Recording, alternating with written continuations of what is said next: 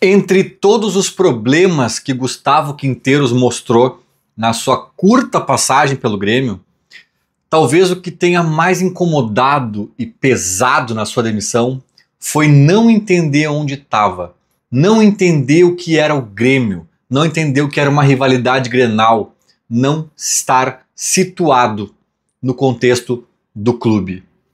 Bom, agora, ao que tudo indica, o Grêmio tem um treinador que pode ter outros defeitos, mas que sabe direitinho onde vai estar pisando. Quando tu ouve a narração, o que passa na tua cabeça? Eu me emociono sempre, né? Nós nos emocionamos quando começamos a falar, quando nos encontramos. Eu falo com muita frequência com o Sandro Goiano. Grêmio ou Inter? Grêmio. O Grêmio não vai aceitar derrota na Libertadores perdendo de 1-0 de maneira, né, generosa. Vai fazer o que sempre fez na vida, né? Se tem alguém que sabe impor uma pressão e fazer as coisas ficarem difíceis para o adversário, esse é o time que enfrentamos hoje.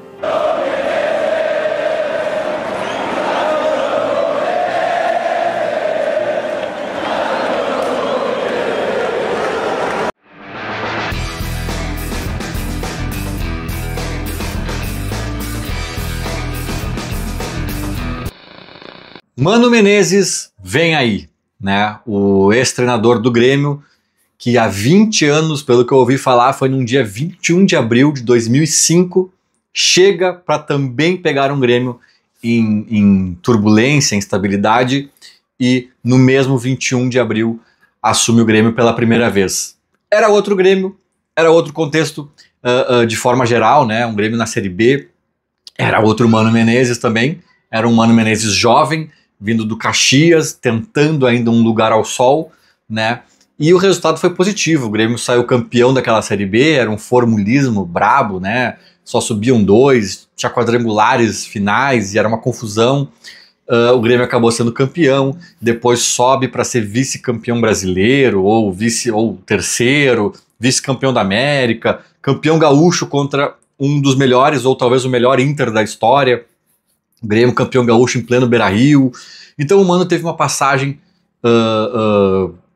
vistosa pelo Grêmio, depois fez história também no próprio Corinthians. Se eu não me engano, ele tem 2 Copas do Brasil no currículo, uma pelo próprio Corinthians e outra acho que pelo Cruzeiro, né? Se eu não me engano, ele foi campeão lá também. Alguns estaduais, acho que falta ele um Brasileirão, né? Mas nas Copas ele costuma incomodar mais. Enfim, cara que já teve na seleção brasileira também, né? O Mano tem lá um currículo interessante. Como eu estava dizendo, eu acho no início do vídeo, até o momento em que eu gravo aqui não se tem a oficialização pelo Grêmio, mas talvez até eu editar o vídeo, publicar e vocês estarem assistindo, já seja oficial, porque o Gabardo já cravou, outros jornalistas aí também têm a informação, então eu acho que deve ser uma mera formalidade. E é engraçado também, né, que há 20 anos, exatamente 20 anos, no dia 21 de abril, ele foi anunciado pelo Grêmio e se eu não me engano, eu ouvi falar também que no dia 20 de abril, daí quase por um dia, não foi também na data exata, ele foi anunciado no Inter em 2022 ou 3, que ele é vice-campeão brasileiro. Agora me deu um branco, acho que foi 22, né? Também substituindo um argentino, ele chega no Inter na mesmíssima fase do ano, né, na mesmíssima época do ano, e acaba sendo vice-campeão brasileiro. Lembremos, né? Ele chega no Inter, assim como ele está chegando no Grêmio agora, num cenário conturbado, num time que está mal, porque se não tivesse mal não tinha caído treinador. Então assim, ser vice-campeão brasileiro já tem seus méritos. Agora, pegar um time azeitado, voando e ser vice-campeão brasileiro é uma coisa, pegar um time mal a ponto de cair técnico e ainda assim chegar ao vice-campeonato brasileiro, eu acho que tem até um mérito maior, né? Então o Mano tem essas credenciais. Aí já tem gente dizendo assim, não, e em 2005, quando ele chega no Grêmio, o Papa tinha morrido em abril de 2005. Aí no dia 21 de abril de 2005, o Mano é apresentado no Grêmio e encerra o Brasileirão da Série B em Recife, sendo campeão. Esse ano o Papa morreu em abril, o Mano, em tese, vai ser anunciado aí no dia 21 de abril, e o Grêmio encerra o Brasileirão em Recife. Aí a galera já começa a pirar nessas coincidências. Mas, cara, se o Mano tiver uma passagem minimamente meritosa no Grêmio, como foi a sua última no clube, eu acho que estamos bem servidos.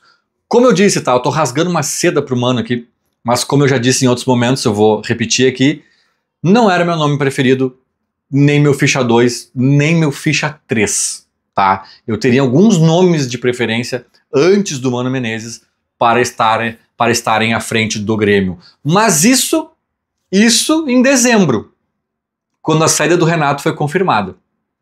Aí eu traria o Vojvoda antes, talvez até o Carpini, que é um cara novo aí que tá incomodando. Eu traria não sei quem lá, o Tite, sabe-se lá quem, né? O Dorival é um cara que a galera ama aí, que eu já não sou tanto também. Mas enfim, cara, pelo menos os 3 nomes antes do Mano, eu acho que eu traria. Né? Claro que eu tô falando aqui hipoteticamente, porque em dezembro, janeiro aqui desse ano, o Mano estava empregado no Fluminense, né? Então ele nem seria uma opção, mas eu tô dizendo que se todo mundo fosse opção ali, o Mano não estaria nas minhas primeiras fichas. Só que eu falo aqui desde que a balançada do Quinteiros começou a ficar mais relevante, que neste contexto o nome de Mano Menezes era um dos que mais me agradava. Se é que não era o que mais me agradava. Porque, embora a gente tenha mostrado uma reação ali no Grenal, eu ainda acho, e é só olhar para a tabela, né, não é minha opinião só e tão somente, eu ainda acho que o Grêmio está numa situação de ser salvo, de se livrar do rebaixamento. Talvez daqui a 5 rodadas já tenha conseguido. Né? Eu espero que não precise de 30 rodadas, mas talvez consiga nas próximas 5. E aí o nosso paradigma pode ser outro, brigar lá em cima por G alguma coisa, e Copa do Brasil, Sul-Americana, tomara. E eu acho que o Mano tem condições de organizar o time para isso também, né? Mas no primeiro momento eu ainda acho que corremos um risco, que o Mano é um dos nomes talhados a mitigar, né, esse tipo de risco aí. Tipo, é um cara que, como eu abri o vídeo falando, é um cara que entende da aldeia, conhece a aldeia, entende de Grêmio, entende de Brasileirão, de as logísticas de viagens longas e treino e pouco tempo. É um cara que responde bem em pouco tempo, né? Por isso que eu até citei a última passagem dele pelo Inter, né? Um cara que pegou a coisa no meio, o bonde andando, né? Com pouco tempo para treinar, é jogo, treino, aeroporto e não sei o que. E ainda assim ele dá uma resposta a curto prazo. Tem treinadores com essa dificuldade mais aflorada, outros com mais facilidade de já dar uma resposta no meio do caos ali. Eu acho que o Mano é desses que dá a resposta mais rápida. E ele dá a resposta mais rápida, seja lá qual for o time que ele pegue. Pode ser o Bahia, que ele já treinou, pode ser o Inter, pode ser o Palmeiras, pode ser qualquer time. Eu acho que sendo o Grêmio, mais ainda, cara. Eu acho que tem chances de ele responder mais ainda, de ele dar respostas mais ainda, porque aqui, cara, ele mora aqui.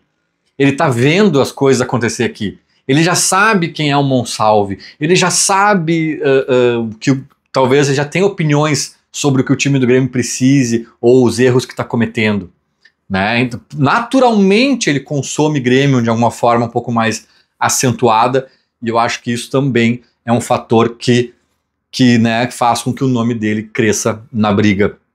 Então, dito tudo isso, gente, eu tô empolgado, é forte, tá? Mas eu tô satisfeito com esse anúncio, com esse nome. Eu acho que pode dar um match legal aí nesse time do Grêmio. Talvez um problema que o Mano tenha mostrado aí ao longo dos anos seja o médio e longo prazo, né? Talvez isso eu acho que vários treinadores têm assim no Brasil. Não sei se é um problema de relacionamento com os jogadores, se é um problema de ficar o time muito manjado, mas assim, parece que às vezes perde uma atração, né? Começa bem, daqui a pouco perde o gás, perde a, né? É uma coisa que numa dessas o cara até entende o motivo e amadurece e evolui na carreira, e numa dessas o Mano consegue até superar isso no Grêmio, tomara.